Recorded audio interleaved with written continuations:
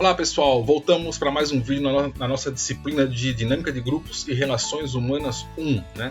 Agora nós vamos para a terceira parte, o terceiro vídeo do texto Algumas Teorias da Dinâmica de Grupos. Só retomando brevemente, sem querer me estender muito. Então, nos dois vídeos anteriores, no primeiro a gente viu um pouquinho a respeito da teoria do Kurt Lewin, depois a gente viu no segundo vídeo um pouco a respeito da teoria de Bayes, e agora nesse terceiro vídeo a gente vai continuando ali a sequência do texto, né? A gente vai ver um pouquinho aí sobre a teoria de Schultz. Então vamos direto para o texto porque eu não quero demorar, eu quero tentar fazer vídeos mais enxutos, né? Então vamos lá. Na teoria do Schultz, então também conhecida como a teoria das necessidades interpessoais, né? O que o Schultz vai basicamente se dedicar a estudar nos grupos? Ele vai ter, de modo geral, ele vai estudar isso aqui, né? As relações interpessoais. Só uma coisa que eu queria, antes de entrar na parte do Schultz mesmo, explicar para vocês. Eu não sei se vocês estão percebendo, se vocês estão notando isso, mas é assim, a gente está vendo vários autores, né, que estão falando sobre grupos, vários autores que estão falando sobre funcionamento do grupo e tal, tudo mais. E eu não sei se vocês estão percebendo, mas assim, o que caracteriza esses estudos sobre grupos é que assim, não existe uma teoria total, né, digamos assim, de grupos, né? Diversos autores, eles vão estudar os grupos, só que cada um ele vai meio que ele vai estudar um grupo sobre uma perspectiva, sobre uma ênfase, e ele vai destacar mais em relação àquela ênfase. Por isso que a gente não tem a teoria de grupo, né? E sim diversas teorias. Então, por exemplo, a gente vai ter teorias que vão trabalhar muito a questão, por exemplo, da relação de liderança, como as teorias lá do Kurt Lewin, teorias que vão falar muito sobre a comunicação, como é o caso ali ou melhor, que vão enfatizar mais o aspecto da comunicação, como é o caso da teoria do Bayes. E aqui agora, por exemplo, a teoria que vai estudar ou buscar compreender o grupo através da perspectiva das relações interpessoais, é o caso do Schultz, né? Então vejam que as diversas teorias de grupo, tá? Não é que são teorias diferentes. Se vocês pararem para analisar, se vocês pararem para olhar, vocês vão ver que não tem muita diferença, né, no geral, da teoria do Sartre, da teoria do Freud, da teoria do Kurt Lewin, do Jean Rivière. Não vai ter muita diferença em dizer assim, o que é um grupo? Um grupo são um conjunto de pessoas que se reúnem para resolver um objetivo em comum, né? Geralmente é isso, só que cada um ele vai dar uma ênfase mais em um aspecto, né? Por isso que vai surgir entre aspas aí as diversas teorias, mas vocês vão ver que elas não vão ser muito diferentes não. O que acontece é que alguns autores aprofundam mais, né, em alguns aspectos do grupo do que em outros aspectos, né, enquanto outras pessoas vão pegar esses outros aspectos. Mas enfim, é só para fazer esse preâmbulo, tá? Porque foi uma coisa que me ocorreu agora que eu estava dando uma lidinha no material e eu me lembrei só de falar isso para vocês. Mas bom, gente, vamos lá. Quem que é o Schultz, né? Vamos lá. O que o Schultz efetivamente coloca lá na teoria dele, lá, né? Então, o Schultz, né? Para o Schultz, o ser humano tem a necessidade de contato com outros seres humanos, pois somente por meio da interação ele consegue satisfazer suas necessidades internas e se sentir aceito, compreendido, incluído e integrado. Então, aqui, ó, o que basicamente o que o Schultz vai estudar mais é a relação da interação, e ele vai dizer assim que o ser humano ele tem a necessidade, isso a gente sabe, né? Qualquer teoria psicológica coloca isso, principalmente aí as teorias ditas do inconsciente, né? Que o ser humano ele tem a necessidade de ser amado pelos outros, né? É uma necessidade intrínseca nossa, né? Ou como está aqui, né? De ser aceito, né? De ser compreendido, de ser incluído.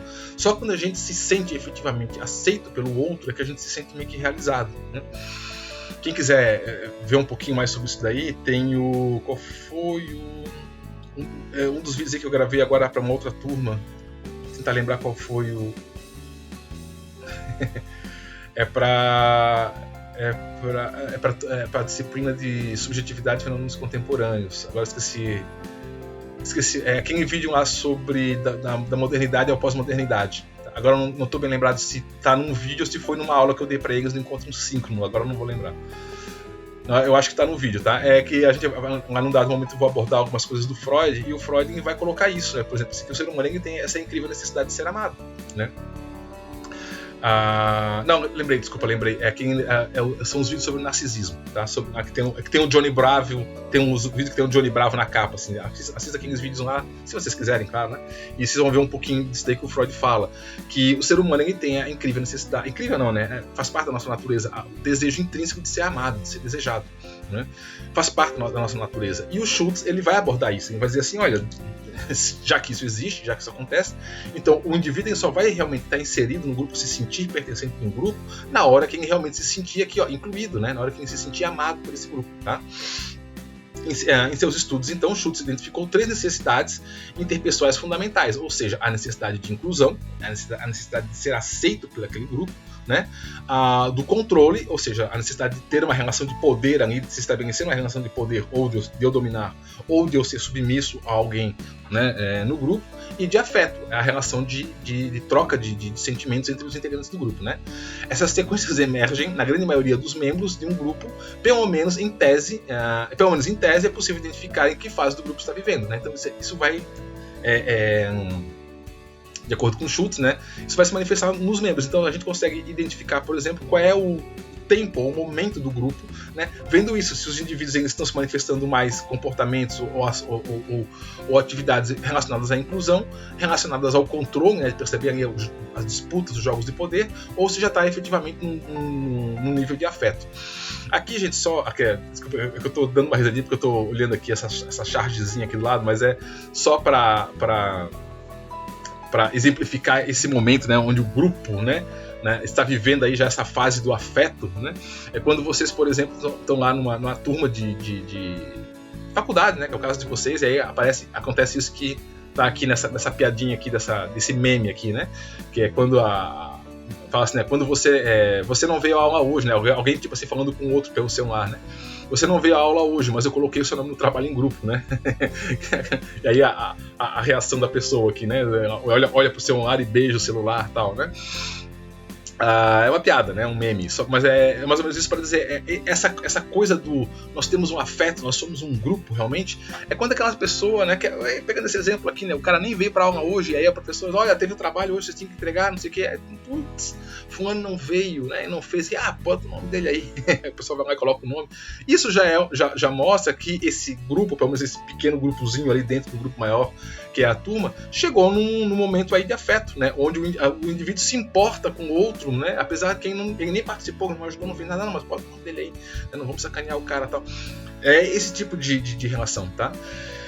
E o Schultz vai colocar também o seguinte, gente, que isso aqui, assim, grupos, tá? A gente já viu isso algumas vezes em outros vídeos aí, que os grupos, eles fazem e se desfazem, né? Eles se juntam e se desfazem, mas tem grupos que são mais perenes, né?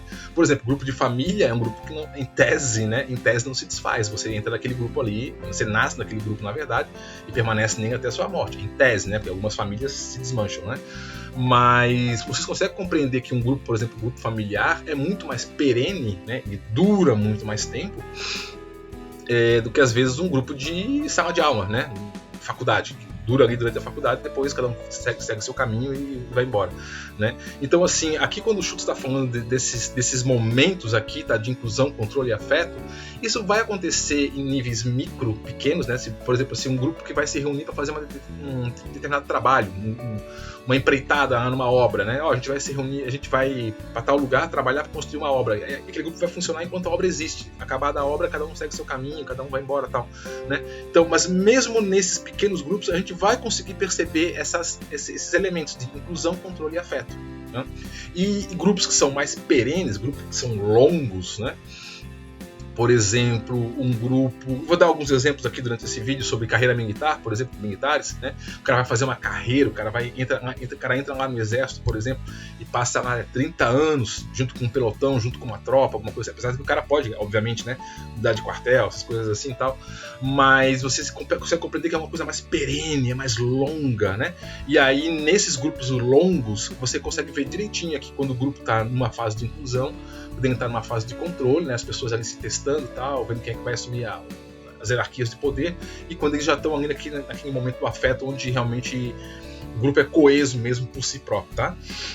Então, vamos lá. Então, Schultz também identifica que o comportamento de cada indivíduo nessas fases pode ser deficiente, excessivo e ideal, tá? E vocês vão ver isso lá no texto. E tem umas tabelinhas lá, mas nem se prenda muito nessas tabelas, não, tá?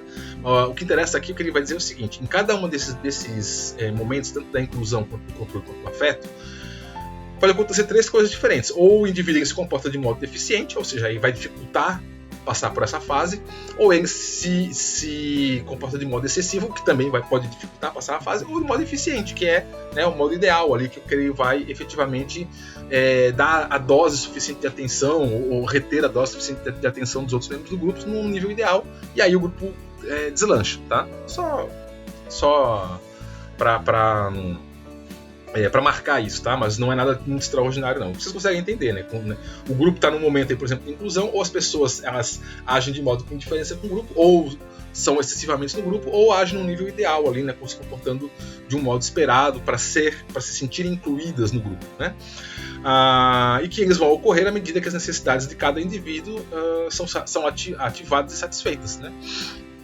Então, na verdade, tipo, é como se fosse assim, o grupo vai estar realmente um grupo incluso, um grupo coeso, né? Quando todos os indivíduos daquele grupo, todos, aspas, né? Pelo menos a maioria dos indivíduos daquele grupo ali se sentirem incluídos, né?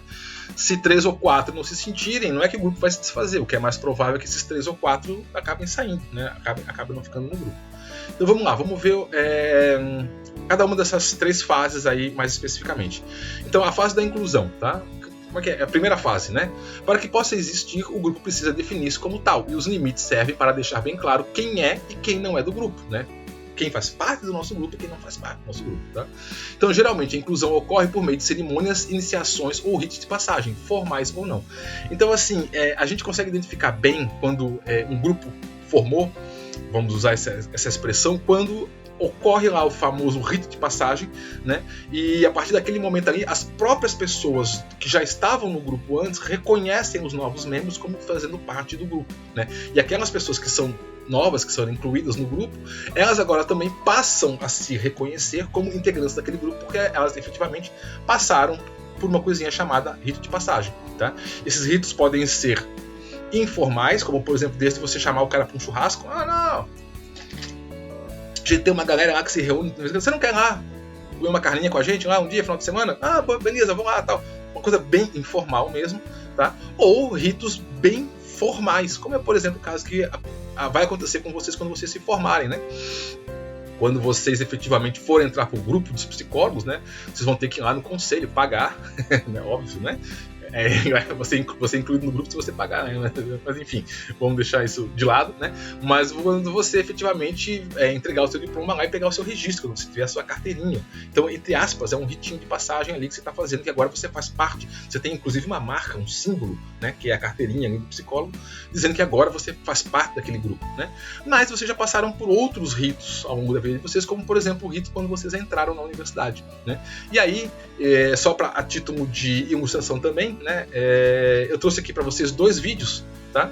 Que um deles vai justamente mostrar isso, a respeito de como é que é esse rito de passagem, por exemplo, quando um aluno, que é o caso de vocês, um estudante, que até então não fazia parte do grupo de estudantes universitários, como é que ele é incluído no grupo dos estudantes universitários, como que ele é recebido. Geralmente isso é feito por meio de um trote, né? Não sei se vocês efetivamente, hoje em dia, se ainda fazem isso, se ainda estão fazendo, né?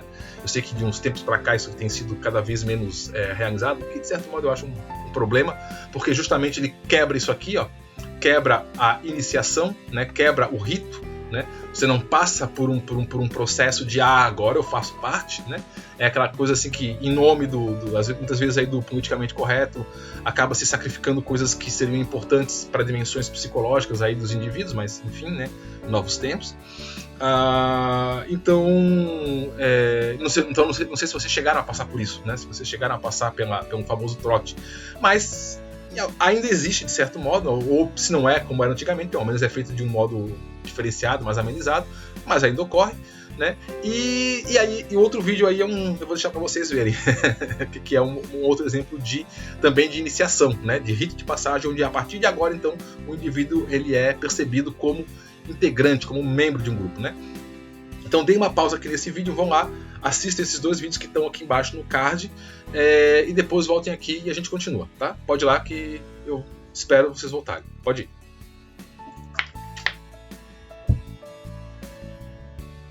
E aí, viram os 2 vídeos lá? Se identificaram com os calouros lá? Vocês passaram por isso quando vocês fizeram? Deixa um comentário aqui embaixo no vídeo se vocês tiveram trote como esse pessoal aí teve, né? Na minha turma teve. Eu acabando, eu não participei, porque no dia que fizeram eu não fui na aula. Não sei o que aconteceu, eu não estava lá no dia, não me lembro o que aconteceu. Mas eu não passei, mas a minha turma passou. Um desse tipo aí, né? E é importante, tá? Passar por esses rituais, porque realmente depois o pessoal se sente incluído mesmo no grupo. Eu não vou contar uma historinha aqui que aconteceu numa turma posterior à minha, que teve uma pessoa lá que não quis participar lá do trote e tal. Eu não vou contar aqui porque senão a história fica muito longa aqui o vídeo, mas depois quando estiver lá no nosso encontro do ciclo me lembra que eu conto pra vocês. E o segundo vídeo aí, caveira, né? Vocês viram lá? Na pele mesmo, né? Ali, né? Você sente na pele a inclusão no grupo, né? Quando aquilo ali é uma cerimônia de formatura lá de soldados do BOP, né? Se não me engano, onde o pessoal recebe o brevet, né? Aquele brevetzinho que aí é o símbolo que você concluiu o curso. Só que aí literalmente é, né, na pele, aí, na carne, né? Mas observem, esses 2 exemplos são exemplos de iniciação formal, tá? Ou seja, a partir daquele momento ali, a partir do momento que você está todo sujo de farinha, de coisa, não sei o que, tomando cachaça lá, né? O veterano lá botando cachaça na tua boca e tu falando que você é burro, não sei o que lá e tal, né? A partir daquele momento, você se sente integrado naquele grupo maior, que é o grupo lá dos universitários do teu curso. E os outros vão te reconhecer como fazendo parte daquilo, né? Ali no caso do BOP é a mesma coisa, né? Você, a partir do momento que tem aquele brevezinho, que tem aquele troço ali, o que passa por... Claro, né? Teve o curso, teve treinamento, teve todo o sofrimento, como vocês também tiveram todo o sofrimento, né? De passar lá por uma seleção, né? Vocês foram os selecionados num contingente de pessoas muito maior, que não foi selecionada, que foi excluída, né? Vocês foram lá os 30 da época de vocês, que tiveram as melhores... notas, né, os melhores resultados que puderam ser aceitos por esse grupo. Então agora nós reconhecemos vocês como membros do nosso grupo, por isso que a gente vai colocar uma marca e você vai lá e faz o trote e tal, né? Então são exemplos de inclusão, tá? Que é o que o Schultz vai falar. Então a gente observa isso acontecendo nos grupos, alguns de modo bem formal, como é esse caso aí, né? Por exemplo, bem formal mesmo, que é você colar o brevet na carne ali do soldado, né? Ou outros que são mais informais, que foi aquilo que eu falei, tipo um grupo de trabalho, né? Se é novo na empresa, né? Ninguém vai te dar um troço de ramalete condensado na tua cabeça, não vai acontecer isso, né? Mas a fase da inclusão talvez seja quando depois você está lá um mês e pouco tal, alguém lá da empresa vira para você e fala: olha, sabia que a gente aqui, uma vez por mês a gente se reúne lá no boteco, mas você não quer ir com a gente hoje e tal? Quando a pessoa dá essa deixa, quando ela tá falando isso, ela já tá falando que o grupo já tá te aceitando. Se você, inclusive se isso acontecer com vocês, vá, tá? Mesmo que você não beba, não bebo, tá, vai, porque o grupo tá te chamando, o grupo tá dizendo assim: você não quer se incluir com a gente? E aí você vai lá e você efetivamente faz o, entre aspas, ritual, né? E aí você já vai ser visto por aquela coletividade ali como sendo um integrante deles, tá? Então, se você não faz isso, né, aí que você pode acontecer os problemas aqui de limites, que é como o que o Schultz vai falar, ó, né? Os problemas de limite entre membros do grupo geralmente são relacionados com problemas da inclusão, né? Me lembra para depois falar para vocês do problema do trote lá na minha faculdade, de uma pessoa que não quis participar do trote. Foi isso aqui, ó, problema de inclusão. Eu vou só dar um spoilerzinho que aconteceu, que a pessoa não quis participar do trote, né? E aí... não quer participar? Tudo bem, não brinca, né? Só que depois essa pessoa ficou 5 anos sem ninguém da universidade reconhecendo ela como um integrante do grupo. Ela foi literalmente excluída. Mas outra hora eu falo para vocês sobre isso, né? Então, assim, ó, às vezes é isso aqui, ó. Quando a pessoa não tem... ocorre algum problema nessa fase da inclusão, né? Por alguma razão, ou porque a pessoa se recusa a participar, ou porque o próprio grupo olha para aquela pessoa e diz: não sei não, tal, esse cara não tá muito bom, tal. Geralmente vai ocorrer um problema aqui. A pessoa vai ter um problema de limites, e as pessoas, ou a própria pessoa ou o próprio grupo, não reconhece ali algum indivíduo como integrante daquele grupo, tá? Em outras palavras, inclusão significa ser considerado pelos outros membros do grupo, e isso ocorre por meio da demonstração de importância do indivíduo para o grupo, que reconhece os seus limites e o seu lugar. Isso amanhã, depois, quando vocês forem trabalhar com os grupos, muitas vezes problemas que vocês podem ter de pessoas que não estão funcionando bem numa coletividade, pode ser isso aqui. Você tem que analisar e ver. Às vezes a pessoa não foi, ela está junto, né, no grupo, mas ela não foi incluída no grupo. E às vezes o que você precisa fazer é um processo de inclusão, né? Ou de exclusão de vez. Eu já falei isso para vocês, né? Eu não sou muito de ficar, o grupo tem que salvar o grupo. Não, uma pessoa não está funcionando, ou um grupo não está funcionando, dependendo da situação, dependendo do caso. Se for possível fazer isso, né? Às vezes é melhor desmanchar, tirar, demitir, ou fazer alguma coisa assim, do que ficar por meses, anos aí tentando funcionar uma coisa que não vai funcionar, porque às vezes não rola mesmo, tá? Então aqui, no início de um relacionamento em grupo, geralmente os indivíduos procuram mostrar-se uns aos outros somente nos aspectos que consideram mais socialmente ser socialmente consentidos pelos demais, pois desejam ser aceitos pelo grupo, né? Aí eu botei até esse memezinho aqui também, né? Quando você vai conhecer a família da sua namorada, né? Então, você é um ursinho, você é todo bonitinho, né? É isso aqui, ó. Quando você está se relacionando, né? Tentando entrar num grupo, por exemplo, um cara que está, né, namorando uma menina e vai conhecer a família, ou seja, vai entrar pro grupo da família, vai entrar pra família, né? Como é que ele se mostra? Ele não chega lá bebendo cachaça, bebendo cerveja, abrindo a porta da geladeira, falando mal de não sei. Não, você se mostra a coisa mais linda do mundo. A pessoa se senta lá, né, vai com a roupa nova, até com a roupa limpa, né? Todo bonitinho, todo comportadinho lá, tal, né? Diz obrigado, por favor, tal, né? Aquela coisa toda. No primeiro dia, depois de 6 meses, o cara já tá mais meio acostumado, aí o cara vira aquele cunhado, né? Que todo mundo já viu, já conhece, né? Mas é isso aqui, ó. No início, todo mundo é muito formal, todo mundo é muito bonitinho, todo mundo é muito certinho, né? Por quê? Porque a gente quer ser aceito pelo grupo, a gente quer ser incluído pelo grupo. Então a gente demonstra pro grupo elementos que são socialmente valorizados, né? Um membro sente-se incluído no grupo ao se perceber como participante integral de cada uma das fases do processo de tomada de decisão e que a sua fala é percebida pelo grupo, né? Isso aqui é muito importante, tá? Ó, que a sua fala é percebida pelo grupo, né? Quando é que o indivíduo se sente realmente incluído por um grupo? Quando ele realmente fala, as pessoas ouvem, né? Quando o cara fala e todo mundo, tá bom, e vira para um lado e continua, temos que decidir aqui como é que a gente vai fazer o churrasco no final de semana, não sei o que e tal. Aí o cara vai falar, acho que a gente devia comprar tal carne. Mas então, fulano, a gente vai fazer o quê? Quando vai ser, tá. Bom, vocês já sentiram isso, vocês já passaram por isso, né? Quando você fala e as pessoas simplesmente ignoram aquilo que você fala e continuam conversando como se você nem tivesse ali, tá na cara que você não tá incluído no grupo, né? Agora, quando você decidiu, vamos fazer uma coisa, vamos fazer uma festinha surpresa pra fulano e tal, e aí a pessoa teve uma ideia, e se a gente fizesse tal coisa, todo mundo grita, realmente, talvez essa ideia seja uma boa, ou vira pra você e diz, não, essa ideia não é boa por causa disso. Mas pode até discordar do que você tá falando, mas dá atenção pra você, toma a sua fala como algo a ser considerado, mesmo que seja para ser discordado, né? Aí você está incluído, né? Então, inclusive, a gente consegue reparar bem, tá? Quando vocês amanhã depois forem trabalhar com um grupo, o grau de, não só de inclusão, mas de poder que o indivíduo tem sobre o grupo, aqui, ó, com o quanto a fala desse sujeito é ouvida pelo grupo. Tá? Não significa ser aceita. Ela pode ser ouvida e ser negada, mas o fato dela ser todo mundo parar e ouvir, não, mas o fulano disse isso, não, eu não concordo, eu não vou fazer tudo bem, mas pararam para ouvir. Isso mostra não só que o indivíduo está incluído no grupo, mas que ele também tem um certo poder ali em cima. Bom, vamos lá. Bom, então passada a fase da inclusão, né, quando os indivíduos ou o indivíduo se percebe, né, pertencente ali àquele grupo, a gente vem para a fase do controle. O que é a fase do controle? A fase do controle é quando efetivamente a gente tem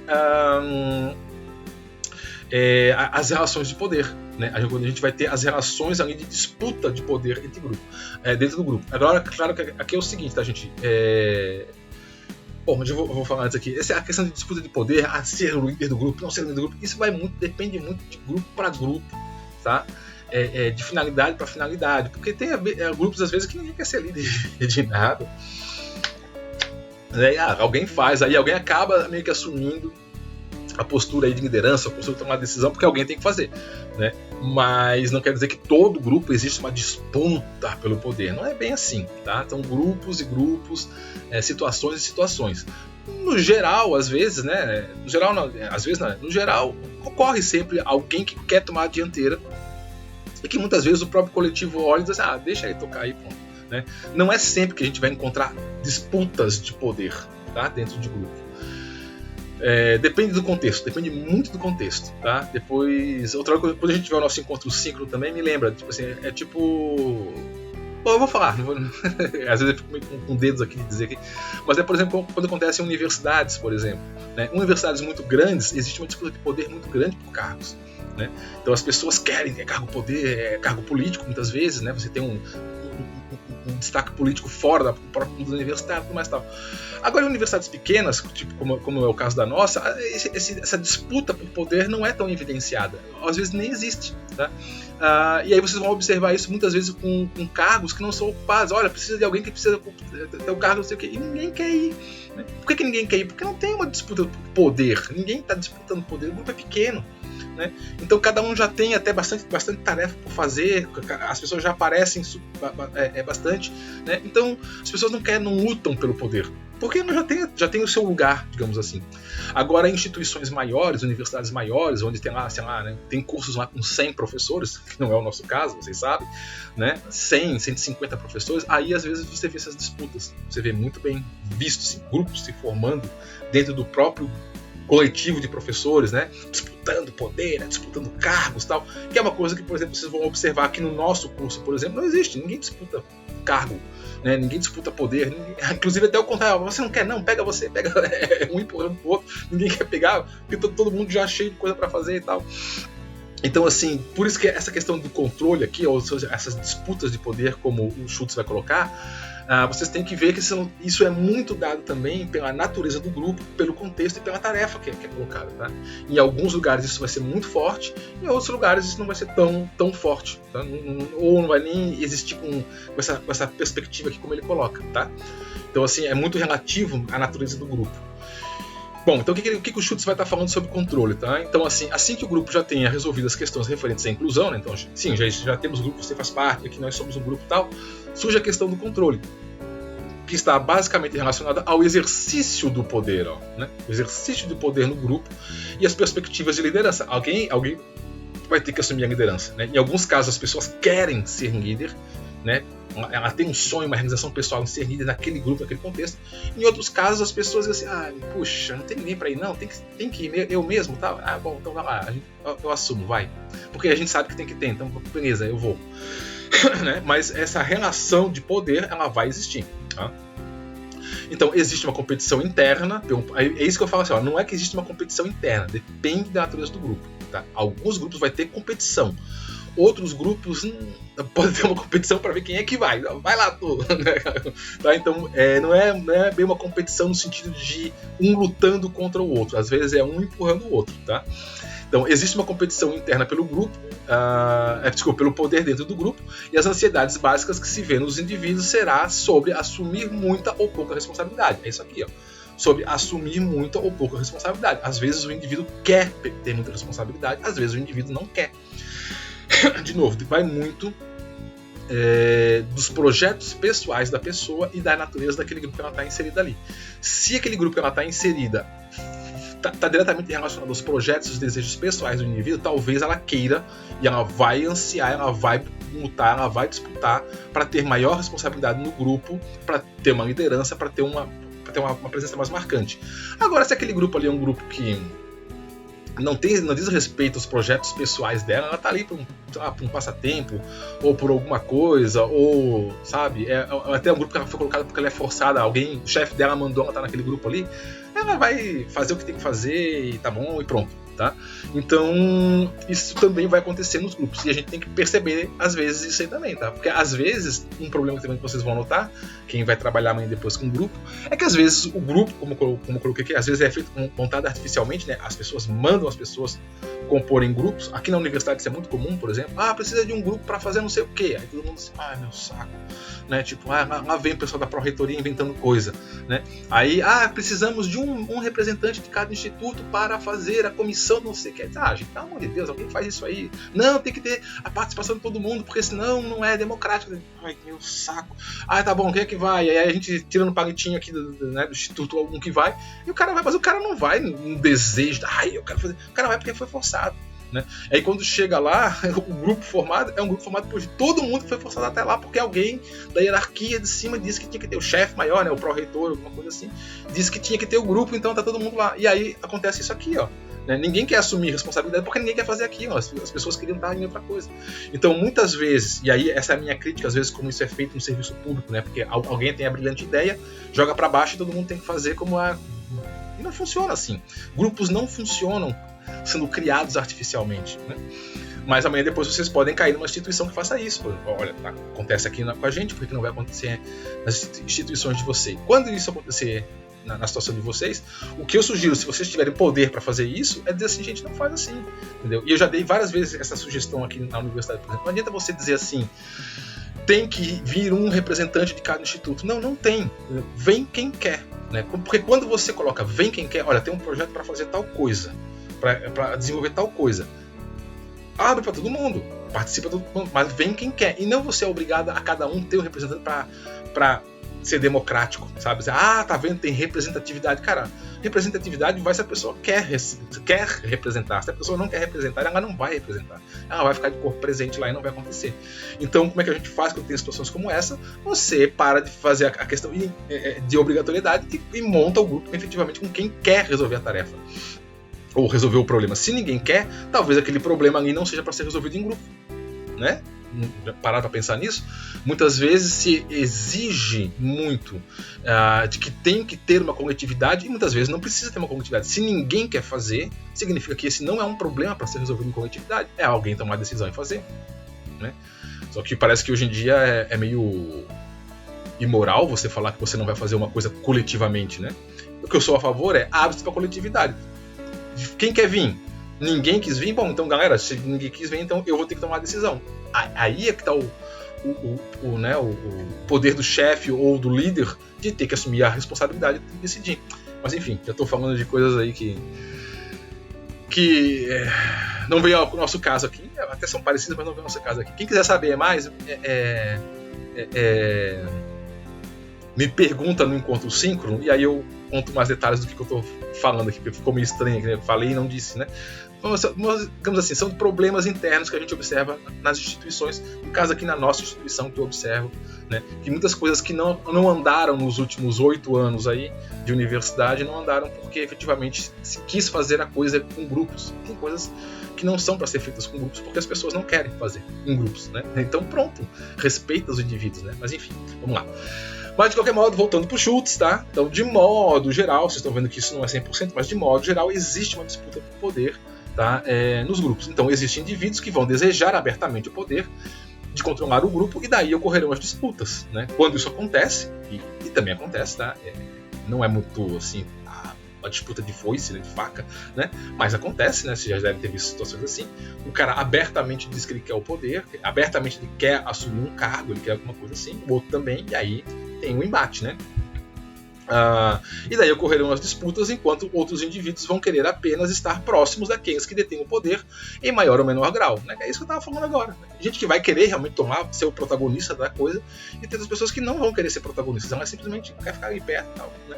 E aí só para exemplo, tá, gente? Esse aqui não tem, eu trouxe aqui um vídeo 3 para vocês darem uma olhada aí a respeito do que é essa relação de poder, mas não tem muito a ver com o grupo, mas eu trouxe só para ilustrar, para vocês entenderem o que é essa coisa de poder num coletivo, tá? Não vou nem dizer um grupo, porque no caso não é um grupo, é só uma ilustração, né? Mas dê uma paradinha aqui nesse vídeo agora, vão ali, assistam o vídeo 3 ali, o Poder é Poder, né? E depois voltem aqui pra gente continuar, tá? Pode ir lá.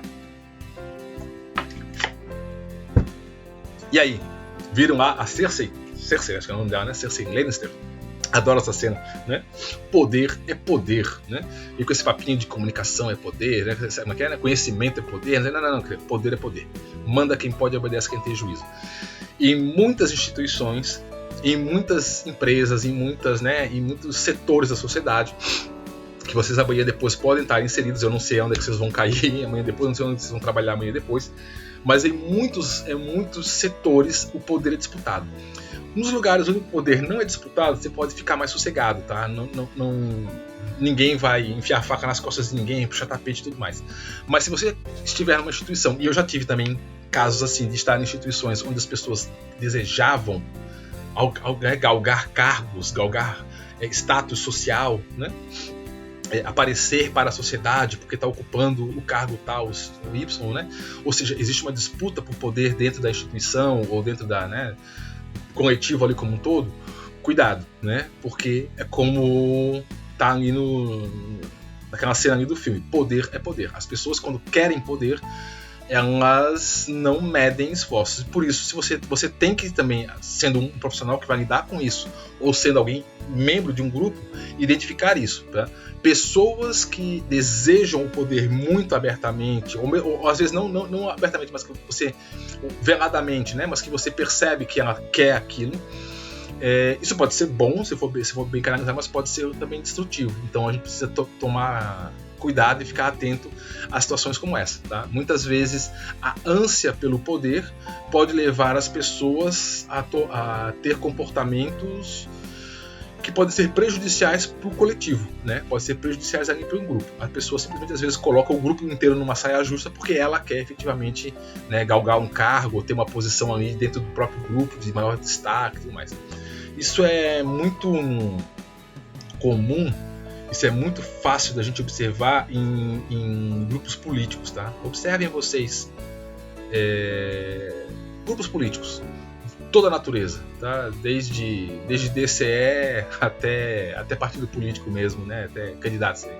Você vai observar isso, né? Que as pessoas formam alianças, formam e críticas dentro dos próprios grupos porque ela quer, num projeto pessoal dela, chegar a tal lugar, né? E aí, como ela quer chegar a tal lugar, muitas vezes ela vai cortando as outras pessoas que poderiam competir com ela dentro do próprio grupo e às vezes ela ferra o grupo como um todo, né? Porque ela tem um projeto pessoal de poder ali. É complicado, tá?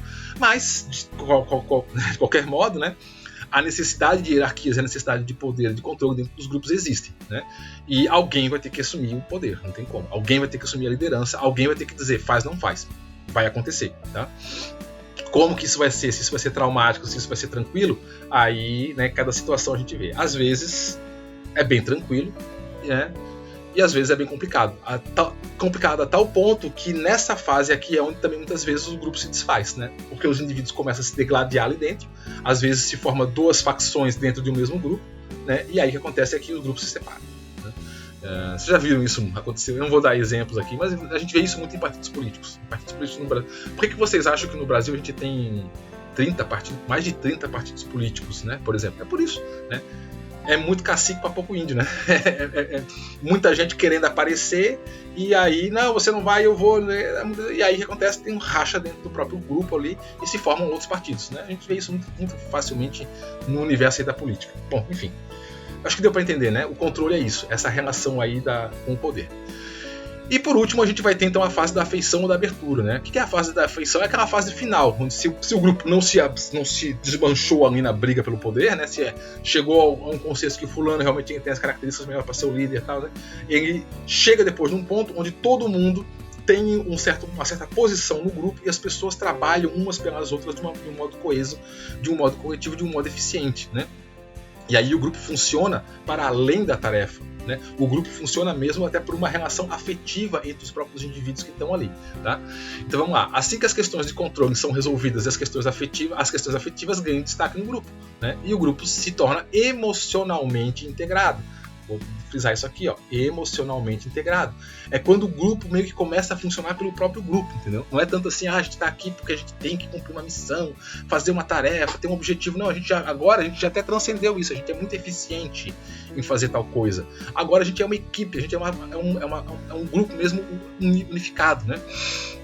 É muito comum, sei lá, tipo assim, time de futebol, às vezes, né, a gente vê isso, pessoal de competições esportivas, a gente vê isso, o pessoal acaba virando uma família, né, é quase como, né, uma coisa ali que transcende o objetivo que seria o objetivo inicial da tarefa que uniu as pessoas ali. Aliás, amanhã depois, agora eu tô falando de esporte, né, se amanhã depois vocês estiverem trabalhando, por exemplo, com esporte, né, que basicamente bom, tem esportes individuais, né? Mas a grande maioria dos esportes em grupos, é nesse ponto aqui que você tem que chegar, ó. É nesse ponto aqui, ó, da afeição, tá? Que você tem que fazer o grupo caminhar. Porque o grupo, quando ele chega nesse ponto, as pessoas já estão ali, umas, né, trabalhando pelas outras ali. Então elas estão muito integradas e aí elas funcionam como uma máquina mesmo, como um reloginho, tá? Se tiver naquela coisa de eu quero aparecer mais, né? Aí vocês veem aquelas coisas que a gente vem muito comum também em time de futebol, né? O cara ele quer fazer o gol, tem um outro numa posição melhor, mas ele tem que fazer o gol. E aí, meu amigo, né? Aí ele chuta para fora, né? Se ele tivesse passado a bola pro outro, o outro fazia o gol. Ou seja, as pessoas não estão nessa fase aqui da afeição ainda. Elas não estão pensando no grupo como tudo. O cara ainda está pensando nele ali. Eu tenho que aparecer, eu tenho que ter o contrato, eu tenho que não sei o que. Então, se amanhã depois se for trabalhar com times, né? É isso aqui, ó. Né? Tem que fazer o time caminhar para essa direção. Então, mas isso não significa que não surgem tensões no grupo. Claro, tensão sempre vai ter, né? No nível do indivíduo, a ansiedade agora diz respeito sobre ser ou não amado pelo grupo. Aqui, né? Ser ou não amado. Será que o grupo vai me proteger mesmo na hora que a corda arrebentar para mim? Né? Se eu passar a bola pro outro lá, né, e o outro vai virar o destaque aqui, será que eu não vou ser depois excluído aqui da festa, da comemoração do troço? Então isso daí é uma coisa que tem que ser muito bem trabalhada. Aliás, gente, assim, sabe uma coisa, se amanhã depois vocês forem trabalhar com grupos nesse quesito, por exemplo, competição, esporte e tudo mais, entenda que o grupo, tá, não é só o time ali não, tá? O grupo é mais amplo, né? O grupo vai desde o tiozinho lá que é da faxina, né, até o técnico, não é a equipe ali, né? As pessoas têm que ter a consciência de que existe toda uma estrutura por trás, que sem aquela estrutura total ali, aquilo não funcionaria. Aí as pessoas começam a realmente aquela coisa que a gente ouve falar de vestir a camisa, né? Porque aí você realmente se identifica. Empresas também é bastante comum isso daí, né? Eu me lembro que as empresas, eu não sei se hoje em dia ainda fazem, devem fazer, mas antigamente era muito comum assim, para os empregados se sentirem incluídos, né? Eles faziam aquela questão da participação dos lucros, né? Então, eu trabalhei em empresas assim, né? Que se no final do ano a gente batesse a meta, todo mundo ganhava uma margem no salário e tal. É legal isso, mas isso tem que ser para todo mundo mesmo, tá? Não é só pro cara que tá lá na máquina, né? Tipo assim, é todo mundo, desde o tiozinho da faxina até o presidente. Todo mundo tem que ganhar, porque todo mundo tem que se sentir como, olha, compensou eu dar o sangue aqui, eu dar, né? Porque todo mundo, efetivamente, as pessoas estão realmente trabalhando umas pelas outras. O cara que tá lá na outra máquina lá, ele não tá só pensando em ele, tá pensando em mim também. Então isso aí tem que ser trabalhado no grupo como um todo mesmo, tá? E não às vezes só o grupo ali que tá executando uma tarefa, uma função, tá? Então, independente da eficiência do grupo, essa fase é crucial. Essa fase é crucial mesmo, tá? Para a sua existência. Pois se não forem criados vínculos, vou até frisar aqui, vínculos fortes nesse momento e não for dada nenhuma atenção aos sentimentos das pessoas, o grupo muito provavelmente vai se desfazer, tá? Então, a fase da afeição, ou seja, a fase do sujeito, ele tem que estar ali, tipo assim, eu tô preocupado comigo aqui, mas eu tô preocupado com o meu colega ali do lado, eu tô disposto a me sacrificar pelo meu colega do lado. Isso tem que ser real, isso tem que ser uma coisa assim que o cara tem que estar realmente assim, amando, né, aquela pessoa com quem ele está dividindo ali o espaço naquela tarefa, ou que seja, porque daí o grupo funciona mesmo, né? Se não tiver isso, meu amigo, o cara vai pensar nele primeiro, né? O cara vai voltar para uma postura aí biológica, né? De efetivamente farinha pouca meu pirão primeiro, né? E aí o cara vai efetivamente fazer o grupo se desmanchar, né? O cara ele vai pensar nele e não no coletivo primeiro. E aí, gente, só um exemplo também para ilustração. Eu trouxe um vídeo 4 aí que tá aqui embaixo no card, né? Então dá uma paradinha agora, é um vídeo sobre o General Leônidas, é um apanhado lá daquele filme 300, eu acho que todo mundo já deve ter visto o filme. Mas dá uma olhadinha aí nesse vídeo e aí a gente volta aqui e continua conversando, tá? Dá uma paradinha aqui, vai lá, vê o vídeo e volta. E aí? Viram já o vídeo do Leônidas? Acho que todo mundo já conhecia a história, já conhece a história, né? Quem foi o Leônidas, não só o Leônidas, mas efetivamente os 300, né? Os 300 espartanos lá que lutaram contra os persas lá na Batalha de Termópilas, né? Mas nesse vídeo aí, eu trouxe ele só para uma ilustração do que é isso aqui, o que é a fase da afeição. Se vocês conhecem a história, né? Se vocês conhecem Claro que muita coisa foi romanceada nesses séculos que passou, né? Mas basicamente era o quê?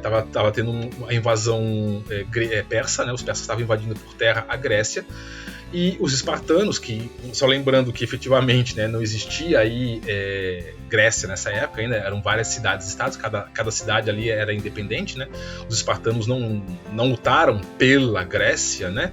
Mas, de certo modo, eles perceberam que aquilo é uma ameaça um pouco maior do que efetivamente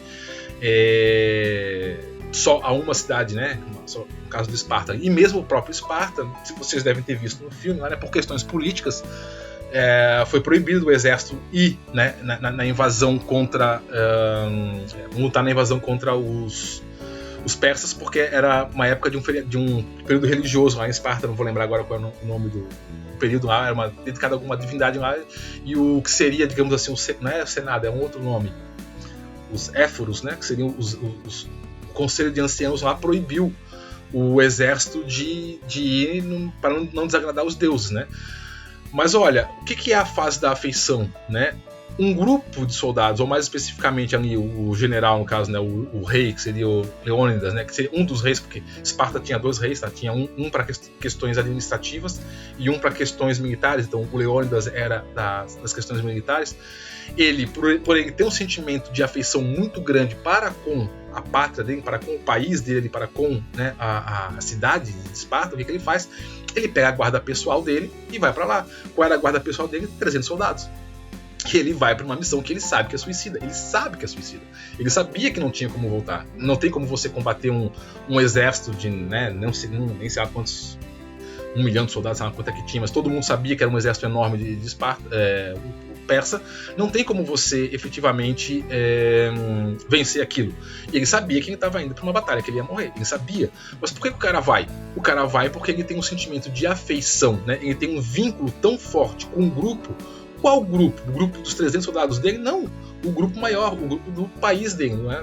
da cidade dele, o grupo da Esparta, né? Que ele vai lá e se lança no sacrifício, né? Então esse tipo de pensamento, esse tipo de sentimento é algo que é construído ao longo do tempo, né? E aí por que eu trouxe esse exemplo aí do filme? Porque isso é muito fácil de vocês observarem isso em instituições militares. Instituições militares fazem isso. Essa coisa que a gente vai chamar de patriotismo, né? Você vai entregar a tua vida em nome de um coletivo que inclusive você nem conhece. Quando o soldado vai pra guerra, ele tá morrendo por pessoas que ele nunca viu na vida. Inclusive, às vezes ele discorda, que inclusive ele politicamente é contrário, mas ele tá lá, tá morrendo por esse pessoal, né? Por quê? Porque foi imbuído nele esse vínculo forte, tá? De que ele é uma peça importante para a sobrevivência desse coletivo maior que a gente vai chamar de país, né? E isso, por exemplo, nas instituições militares é muito forte, né? É muito forte. A gente observa isso com muita facilidade, né? O soldado, via de regra, é aquele que está disposto a morrer por um grupo de pessoas que muitas vezes ele nem sabe quem são, né? E aí o caso do Leônidas, embora seja um caso real, né? Embora seja isso realmente aconteceu, a batalha realmente aconteceu, o pessoal morreu e tudo mais lá e tal, mas foi retratado como filme, né? Mas eu trouxe aqui 2 exemplos, tá, de situações também reais desse exemplo, dessa situação de como que um indivíduo, quando ele está tão afeiçoado pelo grupo, ele continua a trabalhar pelo grupo, mesmo quando o grupo, inclusive, não vou dizer que não existe mais, mas tipo assim, não está mais naquela tarefa, né? Esses 2 casos aqui, o senhor Hiro Onoda e o Shoichi Yokoi, né? Shoichi Yokoi. Esses são 2 casos de 2 japoneses, tiveram mais, tá? Tiveram vários casos de japoneses assim, mas esses aí ficaram bem conhecidos aí. Acho que esse caso aqui do Shioshi virou até filme. Não sei se foi o Shioshi, se foi o Hiro que virou filme. Esse Hiro Onoda veio pro Brasil, depois ele morreu no Brasil, faz algum tempo ele faleceu no Brasil. Esses 2 senhores aqui eram soldados japoneses na Segunda Guerra Mundial. E o Japão, como vocês devem saber, né, a guerra foi no Pacífico. E o Pacífico tem centenas de ilhazinhas pequenininhas, né? E foi um caso desses 2 aqui. Eu não sei como é que foi a situação, se o pelotão deles morreu, alguma coisa assim, se sobraram eles. Eu sei que esses 2 aqui ficaram perdidos em ilhas, né? Em ilhazinhas pequenininhas lá no meio do Pacífico, no meio do nada. E não souberam que a guerra acabou, né? Então, tipo assim, a guerra acabou e os caras continuaram lá com o fuzilzinho deles lá, tipo assim. Meu comandante veio aqui, me botou aqui, disse que eu tinha que ficar aqui, né, para proteger a ilha, e eu tô ali, né? E os caras ficaram lá. Esse aqui parece que ficou 30 anos, tá? Procura na internet depois, aí tá aí o nome dele, tá? Hiro Onoda ficou 30 anos, a guerra acabou, e 30 anos depois é que encontraram ele, e ele tava ainda lá com um fuzil lá, tal. Parece que ele só se entregou porque o ex-comandante levaram o ex-comandante dele lá para dizer, cara, a guerra acabou há 30 anos, é sério, tipo assim, não estamos mais em guerra, acabou, deu, perdemos, foi mal, né? E esse aqui, o Shiyoshi, parece que ele ficou 28 anos, se não me engano. Aí ficou lá numa casa-mata, lá 28 anos, né? Dando tiro em avião que passava e tal. Por quê? Porque esse sentimento aqui, ó, de afeição era tão intenso, e ainda mais no Japão, né? No Japão, como no modo geral, né? Essa coisa de patriotismo, de morrer pelo coletivo, de fazer as coisas pelo coletivo é muito mais forte na cultura japonesa, né, do que numa cultura brasileira, por exemplo, né? Fez com que essas pessoas ficassem 30 anos. Vocês conseguem imaginar o que é você ficar 30 anos vivendo sozinho numa ilha, cumprindo uma missão que te passaram? Né? Será que a gente brasileiro ficaria tanto tempo? Só fazendo um parênteses, né? Tipo assim, se eu fosse um soldado e me largassem lá numa ilha, sem rádio, sem nada, e falasse, ó, fica aqui, né, até a gente vir te buscar, ou então até tu morrer, tal. Beleza.